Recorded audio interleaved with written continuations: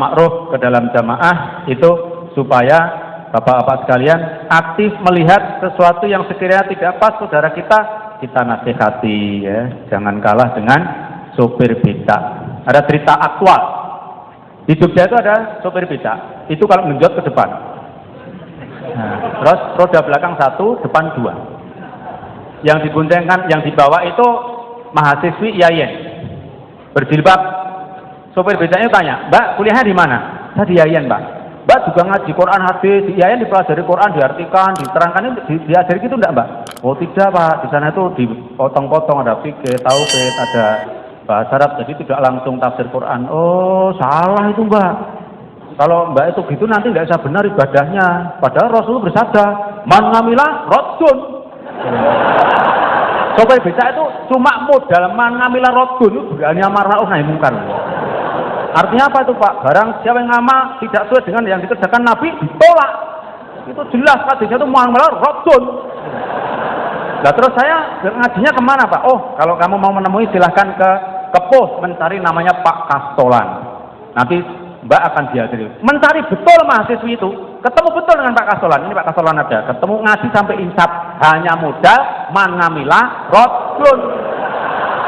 Oh, coba pada luar biasa coba. Mangamilah rodun ini wani amar ma'ruf kok.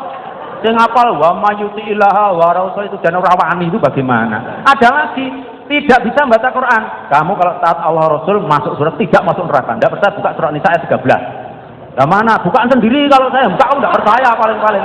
Silakan buka. Kalau tidak tanya pada orang lain. Kalau saya yang buka paling kamu tidak percaya. Karena dia tidak bisa buka.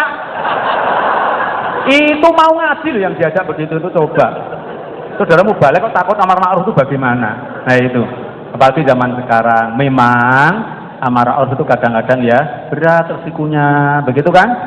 Padahal zaman dahulu aja, belum zaman akhir banget sudah ada apa namanya kalimat bahasa Arab. Wa hadza zamanus sadri malaka billati kaqadatin ala jamarin fatanju minal billah watanju minal billah watanju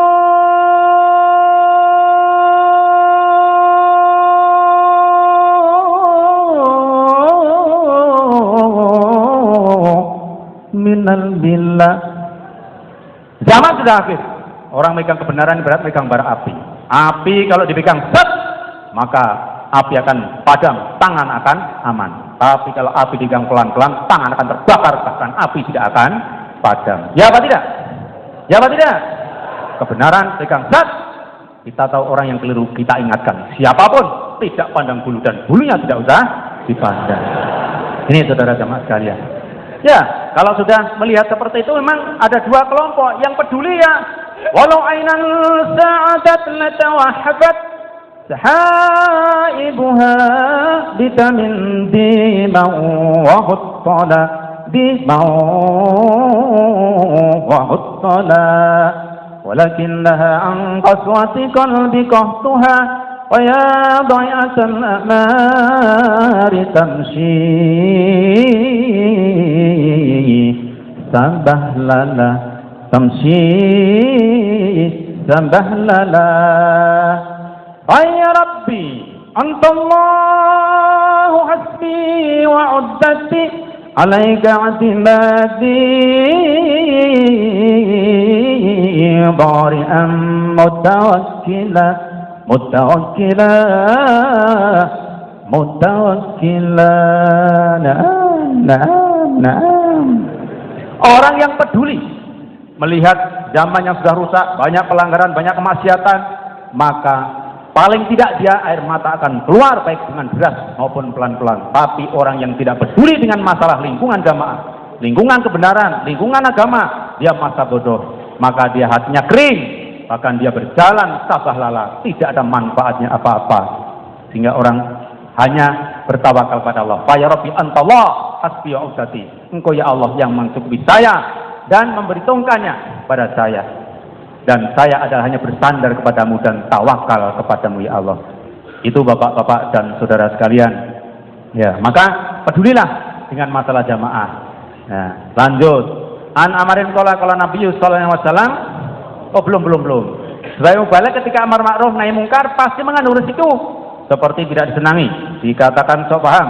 Untuk sebagai mubalik harus sabar dan tabah, tidak perlu takut dan tetap berani menasihati siapapun, baik itu royah biasa, pengurus, agnia yang punya kedudukan dan lain-lain. Apabila tidak berani menyampaikan kebenaran berarti dayus dan tidak masuk surga, sebagaimana hadis bahwa ini an amrin qala Nabi sallallahu alaihi wasallam la yadkhulul jannata dayus.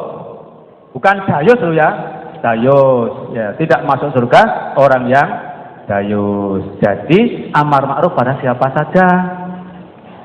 Temu mondar mandir dilapori, ini ada yang tidak pernah mengaji, siapa tahu, oh dia, loh akhirnya aku tidak berani aku. Pak Yai aja yang nasihat, loh kamu tuh sudah saya tunjuk, kamu saja. Saya sudah nasihati tapi tidak ada perhatian, Pak Yai saja yang mandi. Ya sudah kamu saja, kamu sudah saya tunjuk, karena dianya juga takut. Jadi rata-rata kalau yang melanggar itu agnia, rata-rata tidak berani nasihat, apalagi balik tugas. Bahkan agnia itu yang sering ngasih ukro, ya kan? Tapi kalau orang miskin yang jarang-jarang ngaji, semua nerobos. Yang bukan gaweannya tim kematian juga ikut nerobos ke sana. Ayo, ngaji kamu gimana? Ndak ngaji itu dosa ini tim kematian baru mulai ngopo. Soalnya orang miskin. Kalau orang yang ndak ngaji, yang ndak terus, yang ndak punya, wah semua ikut nasihati. Tapi kalau orang kaya kadang-kadang tidak berani. Ya apa tidak? Ya apa tidak? Ya apa tidak? Teman takut malah medeni aku gitu. Ya apa tidak? Itu jangan sampai terjadi. Orang kaya itu kelebihannya hanya banyak hartanya. Itu aja. Orang miskin masalahnya hanya tidak punya harta. Itu aja kok repot. Perbedaan tidak begitu jauh, cuma punya dan tidak punya. Berarti hanya tidak selisihnya itu kok. Nah ini. Ya cobalah mubalik berani. Jangan punya pikiran kalau saya berani nasihat saya nanti jadi enggak. Enggak, apa-apa itu silakan prasangka yang baik, husnudon bilah. Ternyata agnia itu setelah diterobos, dikasih tahu, diterangkan, ternyata menerima dengan baik, bahkan dikasih hadiah. Iya, saya pernah kok, ya ada orang ngomong keliru ngomongnya terus minta dinikahkan lagi. Setelah minta dinikahkan, ya saya nikahkan lagi, saya diundang kok untuk menikahkan itu. Saya dikasih apa? Kunci tok. Kunci. Tapi harganya berapa? Ya 160-an juta, wong mugi motor gede isinya ya. Ini Pak Ibu kan tidak punya amplop, ini aja dibawa pulang. Ya coba ini dapet tok lho. Cerita lho rak dum-dum lho ya ndak. Motornya juga cuma satu. Nah, itu bejone mubalik itu begitu itu. Cari yang punya mugi dinasehati biar dikasih motor gede. Itu mau rezekinya sendiri-sendiri ya, jangan iri. Itu cerita dari saya. Fa'ama binikmati rabbika fahadits. Enggak ada wandumno itu enggak ada ya, sudah fa'ama binikmati rabbika fahadits. Montore sisi dipoteng-poteng ya enggak cukup nanti. Nah, ini. Ana bisa izin qala Rasulullah sallallahu alaihi wasallam. La yakiru ahadukum nasau qala ya Rasulullah, kaifa yakiru ahadun nafsa? Qala yara amrulillah alaihi fihi maqal tsumma la yaqulu fihi fa yaqulu Allah azza wa jalla lahu yaumil qiyamah ma manaka an taqula fi kadza wa kadza fa yaqulu khasyatun nas fa yaqulu fa iya kunta haqqan an takhsha. Janganlah salah satu kalian merendahkan pada dirinya sendiri. Mereka berkata, wahai Rasulullah, bagaimana salah satu merendahkan pada dirinya? Nabi menjawab, ia melihat suatu perkara Allah kemudian ia tidak menyampaikan seperti perintah Allah. Maka Allah Azza wa Jalla berfirman pada hari kiamat, apakah yang mencegah padamu untuk mengatakan pada perkaraku di dalam ini dan ini? Maka ia menjawab, karena takut pada manusia. Maka Allah berfirman, maka yang wajib ditakuti adalah aku berhak untuk ditakuti.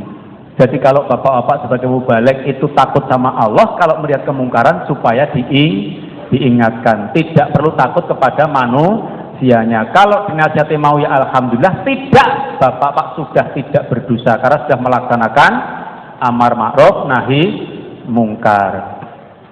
Barang siapa yang sanggup melakukan amar ma'ruf nahi mungkar, maka merekalah yang mengajak dan yang diajak akan meroleh keberuntungan. Hidupnya di dunia mendapat bimbingan, pertolongan dan ridhonya, dan di akhirat diberikan kehidupan yang baik, digolongkan orang-orang solih dan dimasukkan ke dalam surga. Contoh amar ma'ruf nahi mungkar. Ketika melihat jamaah berpakaian tidak sesuai dengan syariat, seorang mubalik berani menasihati. Saya punya teman berani, tapi ya beraninya luar biasa. Ada perempuan naik kendaraan pakai pakaian terlalu ketat, beli bensin, joyak di pom bensin itu loh.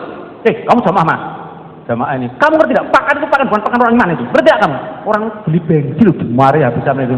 Yang jual bensin gelongok, bisa apa nih? Kamu marah-marah bapak kan? Ini pakan untuk ketak, ngerti tidak kamu? Potong tubuh kelihatan semua. Coba apa kamu itu? Ya ini berani tapi terlalu berani namanya ya kan. Ya berani tapi iramanya tidak pas. Sehingga perempuan itu kelerak, bingung ini siapa datang-datang olabrak dengan saya. Kok kayak malaikat tapi bukan ya kan. Nah ini ya iramanya tidak seperti itu, dipanggil dengan cara yang baik. Lah contohnya seperti apa? Mbak, ini jangan berempat, jangan berdua. Kamu sebetulnya pakaianmu bagus loh. Tapi lebih bagus lagi kalau pakaianmu itu lebih besar. Ukuranmu itu sebenarnya ukuran punya adikmu yang paling kecil itu, jangan dipaksa. Dan itu bukan menutup aurat karena postur tubuhmu tampak. Kalau tampak sudah nggak begitu menarik. Kalau kamu tidak tampak malah jadi tanya-tanya besar. Seperti apa ya tidak tampak itu? Bagus itu, ya. Dan itu bukan nutup aurat. Ya pelan-pelan. Ya bagaimana biar bisa sadar, tidak ditembak langsung di tengah jalan, dimarah-marah pelongo malah sing ngisi bensin ngantek nyentor ki ngon rono-rono karo-karan.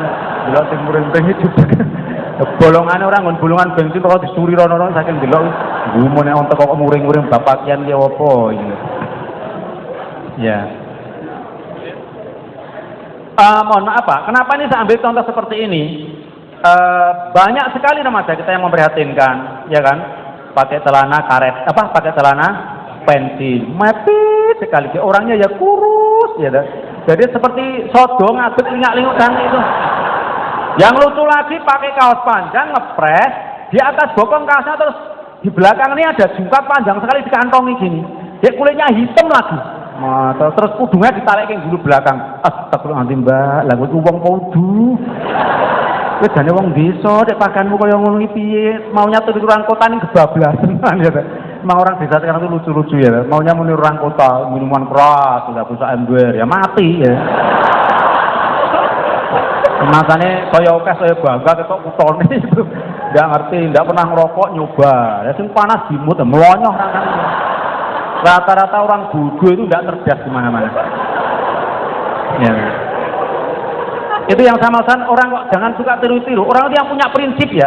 Orang jamaah itu jangan suka mudah kagum dan jangan mudah